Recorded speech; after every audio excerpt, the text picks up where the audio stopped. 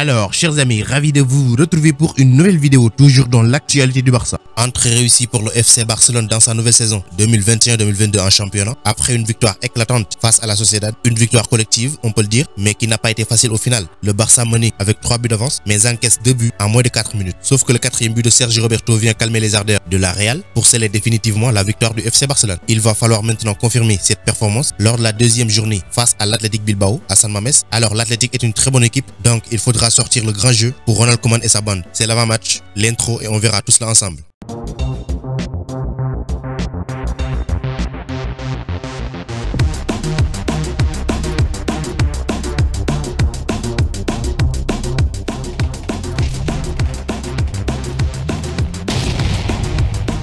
Comme je vous le disais dans l'introduction, le Barça va se déplacer en terre basque pour la deuxième journée du championnat espagnol ce samedi à 20h GMT. Donc tout d'abord, on va commencer par donner l'historique des rencontres entre Basques et Catalans. Ça sera le 234e match entre les deux équipes, 119 victoires pour le Barça, 77 pour l'Athletic et 38 matchs nuls. À savoir aussi que Barcelone, Bilbao et le Real Madrid sont les seules 3 équipes de la Liga qui ne sont jamais descendues en deuxième division espagnole depuis qu'elles sont dans la première division. Comme pour vous dire que cette équipe n'est pas à sous-estimer, surtout que c'est dans un stade où le Barça a tendance à souffrir. Nous étions restés 3 ans sans y gagner avant l'an passé et ça remontait d'octobre 2017. Paulinho le Brésilien et Messi étaient les buteurs avant d'arracher enfin un succès très difficile, 3-2, doublé de Messi et un but de Pedri González. C'est toujours des matchs très difficiles et qui font toujours plaisir à regarder. Maintenant, la bonne nouvelle avant ce match est que Ronald Koeman récupère un joueur très important en défense et qui était blessé durant les Jeux Olympiques. Le FC Barcelone a repris les entraînements le mercredi passé après un jour de pause. La principale nouveauté était le défenseur polyvalent Oscar Mingueza qui a participé pour la première fois à la séance d'entraînement cette saison. Il souffrait alors d'une blessure au biceps fémoral de la cuisse gauche et donc il a pu effectuer une partie de la séance d'entraînement avec ses coéquipiers. Et pour le moment, Marc-André ter Stegen, Ansu Fati, Ousmane Dembélé et Agüero sont toujours absents mais seront disponibles dans quelques semaines. C'est un match également qui va permettre à Ronald Koeman de mettre en place un de ces 3 systèmes de jeu. Si on se rappelle bien, face à la Sociedad, il a commencé avec 4 défenseurs, 3 milieux de terrain et 3 attaquants, mais au final, après avoir encaissé 2 buts, on a fini avec 3 défenseurs derrière pour faire avancer les 2 latéraux. Aussi, comme vous le savez, le Barça est dans une période de transition. Après le départ choc de Messi, nous sommes maintenant dans l'obligation de trouver de nouvelles façons de jouer sans le joueur le plus important de l'équipe et autour duquel tout le jeu du Barça a tourné, et on doit s'adapter très rapidement à cette nouvelle façon. Étant donné que la saison est déjà en cours, Ronald Koeman cependant a déjà des plans en place pour constituer une équipe solide à la fois et capable de se battre pour les trophées. Selon le journal Marca, il aurait une idée claire de la façon dont il souhaite que son équipe joue et de ce qu'il attend de chacun de ses joueurs. Et le point majeur pour Ronald Koeman est la flexibilité au sein de l'équipe. Il souhaite que ses joueurs connaissent 3 formations, à savoir le 4-3-3, le 3-5-2 et le 3-4-3, à tel point qu'ils devraient pouvoir changer de formation entre les matchs et ne pas laisser qu'elles affectent leur rythme ou leur stabilité. En effet, il insiste particulièrement sur la solidité défensive de son équipe, ayant trouvé parfois la ligne de fond défaillante au cours de la dernière saison. Des renforts ont été apportés sous la forme d'Emerson Royal et d'Eric Garcia. Ronald Koeman a l'intention de construire une base solide et compétitive afin que les attaquants soient libres. En plus de cela, il veut que tous les joueurs pressent avec intensité haut sur le terrain, comme c'était le cas lors du premier match face aux Basques, où tous les joueurs faisaient du pressing très haut sur le terrain. C'est un trait qui était un tissu de l'équipe très réussi du FC Barcelone que Pep Guardiola a construite et qu'il a déjà construit à Manchester City où tous les joueurs marquent. Et parfois il se permet même de se passer de numéro 9. Maintenant, pourquoi Ronald Koeman veut mettre en place cette politique? On sait tous que marquer 30 buts n'est pas la plus facile. Et à Barcelone, celui qui faisait ce travail s'appelait Messi. Actuellement, il n'est plus un joueur du FC Barcelone. Compte tenu des circonstances, des joueurs comme Memphis, Antoine Griezmann et Sergio Agüero devront évidemment intensifier leurs efforts. Mais Ronald Koeman, lui,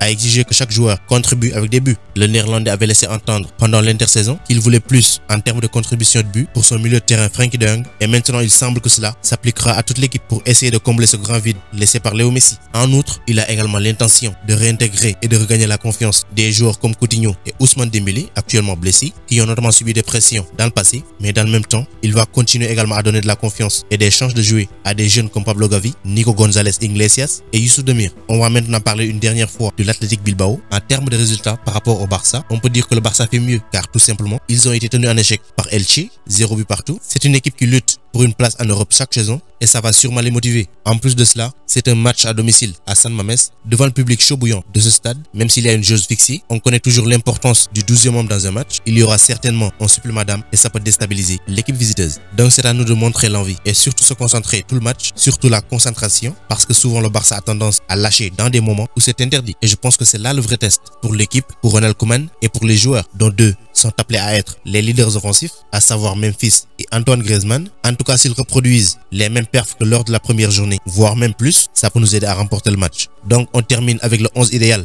qui me semble le meilleur. Dans les buts, je prends Neto. En défense centrale, je prends Araujo et Eric Garcia. Au poste de latéral gauche, je prends Jordi Alba. À droite, Serginho Dest. Au milieu de terrain, je prends Frenkie de Jong, Sergio Busquets et Pedri González. En attaque, Martin Braithwaite, Memphis Depay et Antoine Griezmann. Si vous êtes d'accord avec ça, dites-le moi en commentaire. Sinon, proposez votre 11 dans les commentaires. Donc c'était tout pour cette vidéo. Merci de l'avoir regardé jusqu'à sa fin. Continuez à vous abonner à la chaîne, mais n'oubliez pas d'activer la cloche de notification. Vous êtes les meilleurs. Ciao, à bientôt.